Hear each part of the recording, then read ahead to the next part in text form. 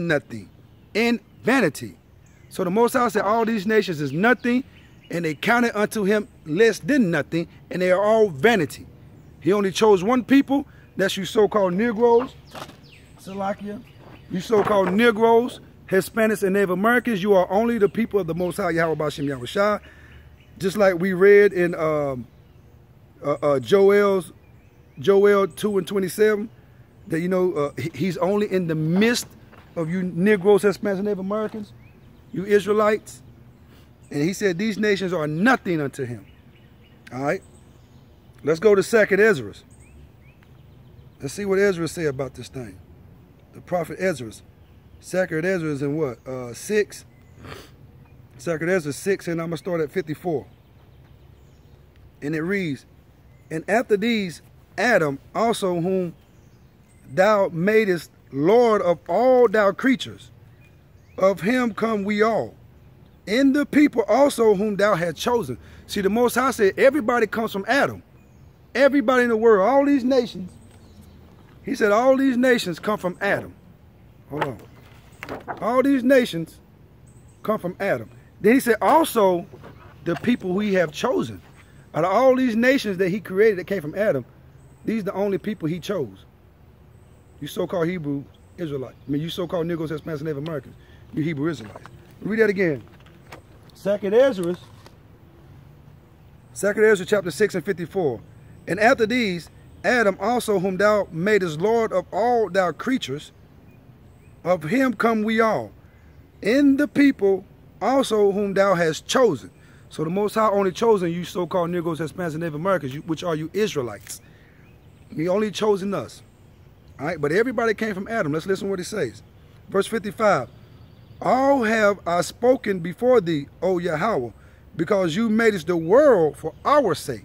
See, even though all of these nations came from Adam, the Most High only made the world for our sake.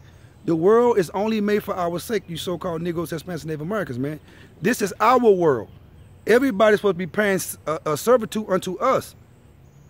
But we in hell right now, and everybody else is in their heaven. And that's going to change real soon. When Yahweh Shai, the Black Messiah, return. All right? Let's continue to read. Verse 55. 2nd Ezra 6 and 55. And it says, all have I spoken before thee, O Yahweh, because thou madest the world for our sakes. Verse 56. As for the other people, which also come of Adam, thou hast said that they are nothing. So all these other nations that came out of Adam, the Most High said that they are nothing. You know, the so-called white man, so-called Asian man, the so-called African man, the so-called Japhetic man, which are your Hawaiians and Australians, so-called Chinese and Japanese men, the Most High said that they are nothing. All these other nations that came from Adam are nothing. The only people he cared about is you so-called Negroes, Hispanics, and Native Americans, which are not getting right now. He said, for all these other people which also come of Adam, thou hast said that they are nothing. We just read in Isaiah what we read it at? In Isaiah 40, chapter 40, 15 through 17, where the Most High said that these other nations were nothing. They was counted as a drop out of a bucket. They was counted as a dust on a scale. And has said that they are nothing, but be like unto spittle. Just like right now, if I'm talking and spit may be coming out of my mouth, if you talking and spit coming out your mouth, you're not going to miss it. It means nothing to you. So the Most High said that they are nothing. They are all worthless. It was all created to pay servitude unto us. We are the kings of the earth, and our women are the princes of the world, of the earth, the daughters of Zion. And we are the men of Yasha'Elah. Okay, let's go. But be like unto spittle, and has likened the abundance of them unto a drop that falleth out of a vessel. And we just read that in Isaiah chapter 40. He said he's likened all the other nations as a drop that fell out of a bucket, out of a vessel, which means they are worthless. He doesn't care 2 cents about them. Well, 2 cents is too much. He doesn't care nothing about them. Verse 57. Now, O Yahweh, before ever, and now, hold on, Salakia, verse 57. And now, O Yahweh, behold, these heathens, these other nations, which have ever been reputed as nothing, have begun to be lords over us and to devour us. Now, Moses said all these nations is worthless, is counted as nothing. But Ezra said, now, if you said all this, now why are they lords over us then? Why is they ruling over us? We supposed to be ruling under them, ruling over them. They were made for our sake. They was made to pray, to be our service, to bring us to be servitude unto us. But now we're servitude under these nations, which are counted as nothing. Read that again, verse 57. And now, O Yahweh, behold, these heathens, which have ever been reputed as nothing, have begun to be lords over us and to devour us. Salakia, you hear that? Well, matter of fact, let me go to this precept. Let's go to Ecclesiasticus 10 and 7, and we're going to see what they said about this. And I believe this is King Solomon. He says, I have, and this was a vision that he seen. He said, I have seen servants upon horses and princes walking as servants upon the earth. So what they're saying is that the servants that's upon the horses are those that's in power. These Edomites, the so-called white man, and then you got the China man, and then you got the Japanese man, you got the African man, the East Indian man. All these people are riding horses. And then and he says, and princes walking as servants upon the earth. And these princes that doesn't have no power, are you so-called Negroes, Hispanics, and Native Americans? Are you Israelites? See, we the ones that's walking upon the earth. We are the princes.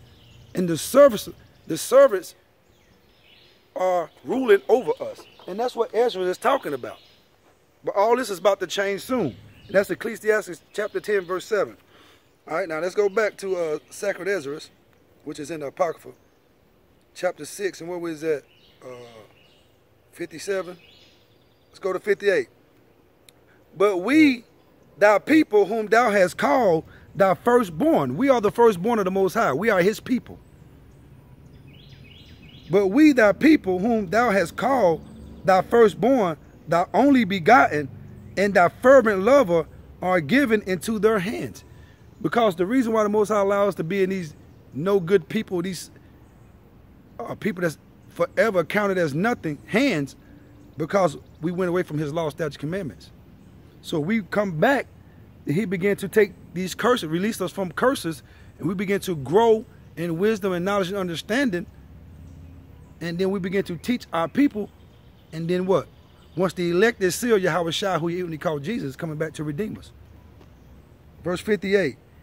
If the world now be made for our sakes, why do we not possess an inheritance with the world? How long shall this endure? So Ezra said, okay, now, Most High Yahweh, you said the world was made for our sake. So if the world is made for our sake, why don't we have an inheritance? Why don't we possess nothing in the world? You know, why is these people that's reputed ever as nothing over us? You know, and that's what's about to change when Yahweh shall return. When he returns, he's going to put us right in our rightful place. We're going to be right in power, and everybody else is going under us, and they're going to be servitude unto us. And matter of fact, let's go to Isaiah 14 and read that. Let's get that prophecy out of Isaiah. It's a prophecy that's not been fulfilled yet. And it says, For Yahweh will have mercy on Jacob, you so-called Negroes, Hispanics, and Native Americans, and will yet choose Israel, you so-called Negroes, Hispanics, and Native Americans, and set them in their own land, which is Israel. We're going back to our land. We're kicking them Edomites out. And strangers shall join with them, and they shall cleave to the house of Jacob. Verse 2. And the people shall take them and bring them to their land, to their place, and the house of Israel shall possess them in the land of the Lord, in the land of Yahweh, for service and handmaids, and they shall take them captives, who captives they were, and they shall rule over their oppressors. So all these nations that's on this paper had us from 2 on down to 18, had us in captivity, had us in some kind of servitude. So all of them is going to be in servitude unto us. They're going to be all our servants when Yahweh shall return. They're going to be our slaves. They're going to build up our kingdom. And that's why when you go to Revelations, I got to go to there. It just came to me. Revelations 13. And I'm just going to read 10. He that leadeth, Revelations 13 and 10, he that leadeth into captivity shall go into captivity. He that killeth with the sword must be killed with the sword. Here is the patience and the faith of the saints. And all this is going to happen when Yahweh shall return. All right. Now, let's go to Hebrews. I'm about to end this thing. I'm going to go to Hebrews 13 just to show you that Yahweh Shah resembles his Father. Whatever the Father does, Yahweh Shah does. The Father said he doesn't change. So who you even call Jesus, Yahweh Shah, he doesn't change. And I'm going to get two scriptures and I'm going to end this thing. Let's go to Hebrews. Hebrews 13 and 8.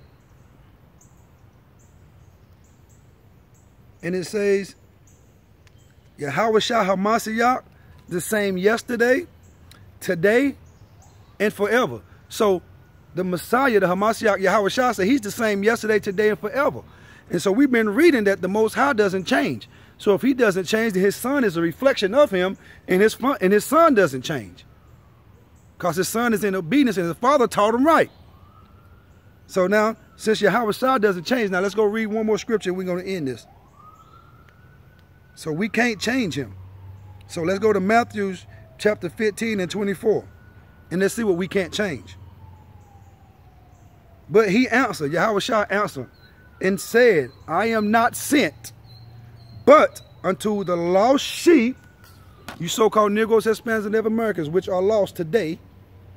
Says, but I am not sent, but unto the lost sheep of the house of Yasha'Elah, of the house of Israel. So Yahweh Shah said he's only sent to us. So how are these churches, these false prophets, going to change it and say that everybody can be saved? That everybody can join in our reign, in our heaven. How can you hang, kill, rape, rob, and murder me and then be in heaven sitting next to me and you don't get paid back for what you did? Come on, man. The Most High is not like that, man. He said an eye for an eye, tooth for a tooth.